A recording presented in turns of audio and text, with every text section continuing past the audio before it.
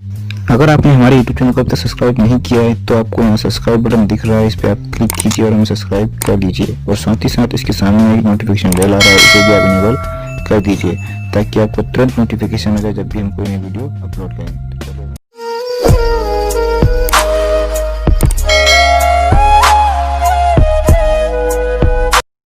Hello students, आप देख रहे हैं ऑप्टिकल क्लासेज और मैं हूं आपके साथ चंदन सर। माय डियर स्टूडेंट्स, ये वीडियो विशेष रूप से क्लास 10 के लिए बनाया जा रहा है।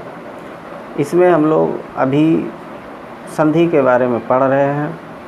पिछले वीडियो में हमने स्वर संधि और व्यंजन संधि के बारे में पढ़ा है और आज का जो टॉपिक है वो है विसर्ग संधि।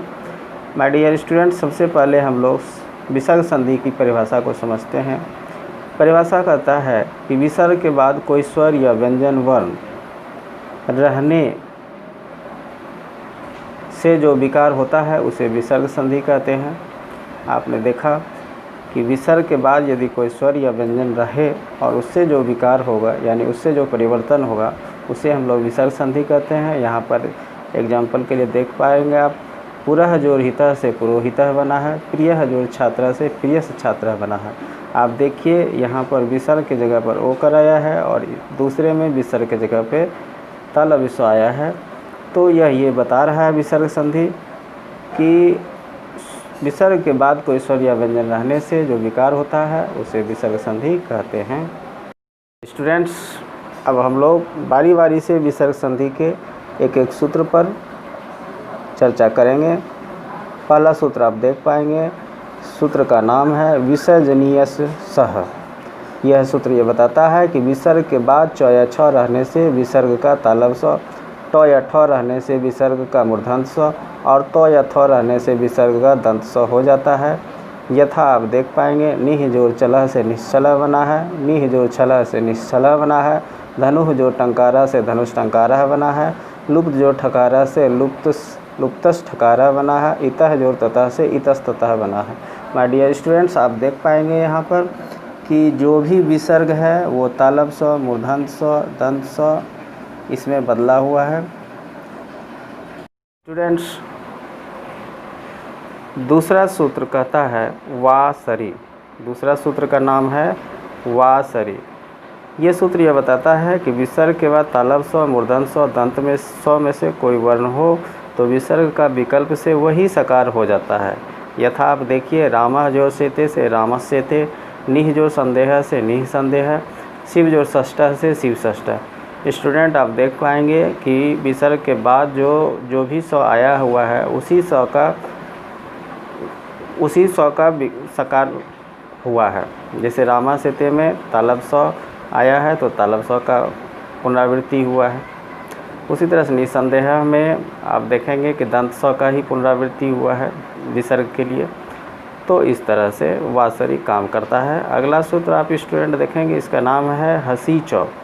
हसी चौ सूत्र यह बताता है यदि विसर्ग के पहले अ हो और विसर्ग के बाद वर्ग का तीसरा, चौथा या पांचवा वर्ण अथवा य, र, ल, व, ह में से कोई वर्ण हो तो विसर्ग का ओ हो जाता है।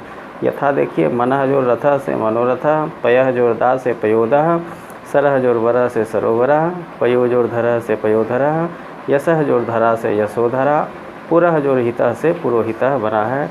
स्टूडेंट, आप इसमें स्पष्ट रूप से देख पा रहे होंगे कि सारे विसर्ग ओकर में चेंज हुआ है। स्टूडेंट्स, आपका चौथा सूत्र कहता है ससुस जसो। ससुस जसो क्या कहता है सूत्र कि यदि विसर्ग के पहले अ या आ को छोड़कर कोई स्वर रहे, ध्यान क्या रखना, अ या आ को छोड़ करके कोई स्वर रहे और विसर्ग के बाद कोई स्वर या वर्ग का तृतीय, चतुर्थ अथवा पंचम वर्ण हो तो विसर्ग का र हो जाता है और आगे के स्वर से मिल जाता है। यथा से आप समझ जाएंगे स्पष्ट रूप से। जैसे निह जोर उपाया से निरूपाया बना है, निह जोर जलम से निर्जलम बना है, निह जोर झरह से निर्झरह बना है और दुह जोर गंधा से दुर्गंधा बना है।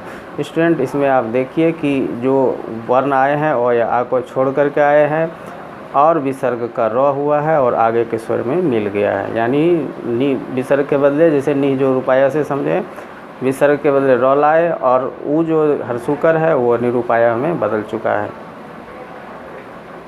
विसर्ग संधि का पांचवा सूत्र यहाँ पर आप देख पाएंगे पुरुषोर गत्यो। ये सूत्र ये बताता है नमः और पुरः शब्द के बाद क्री धातु से बना हुआ कोई शब्द रहने से विसर्ग का दंत स हो जाता है। यथा देखिए, नमः जोर कारः से नमस्कारः बना है, पुरः जोर कारः से पुरस्कारः बना है, नमः जोर कृत्य से नमस्कृत्य बना है। तो स्टूडेंट यहाँ पर नमः और पुरः के बाद क्री धातु का आने से दंत स का आगमन हुआ है।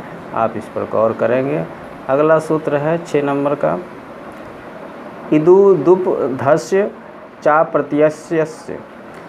प्रत्ययस्य। ये सूत्र यह बताता है यदि विसर्ग के पहले हर्षिकर या हर्षुकर रहे तो विसर्ग के बाद क ख या प फ रहने से विसर्ग का मूर्धन्य स हो जाता है। यथा में आप देखें, निह जोर पापः से निष्पापः बना है, दुह जोर कृतम से दुष्कृतम बना है, निह जोर कपटः से निष्कपटः बना है, निह जोर फलम से निष्फलम बना है। अगला 7वां नंबर का सूत्र कहता है रो री ढ्र लोपे पूर्वस्य दीर्घो अनः। ये सूत्र यह बताता है कि विसर्ग के बाद र या ढ्र रहने से विसर्ग के पहले वाला वर्ग दीर्घ हो जाता है। यथा देखिए, पुनः जोर रमते से पुनारमते हो गया है, हरि जोर रम्य से हरि रम्य हो गया है।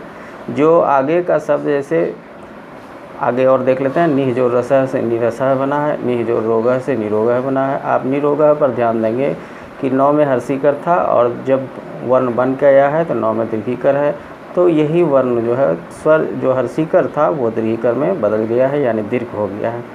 अगला 8वां नंबर का सूत्र आपका कहता है सह और ऐसा के बाद यदि कोई व्यंजन वर्ण हो तो विसर्ग का लोप हो जाता है। यथा में आप देखिए, सह जोर हर्ती से स्वहर्ती बन गया, विसर्ग खत्म हो गया। ऐसा जोर रामः से एस रामः बना, सह जोर शिवः से स्व शिवः बना, ऐसा जोर जनः से एस जनः बना। स्टूडेंट्स, परीक्षा के दृष्टिकोण से ये अति महत्वपूर्ण सारे सूत्र हमने आपको विसर्ग संधि का करवाया है। आई होप कि विसर्ग संधि से अगर कोई क्वेश्चन रहता है तो आप उसको हल करने में सक्षम होंगे।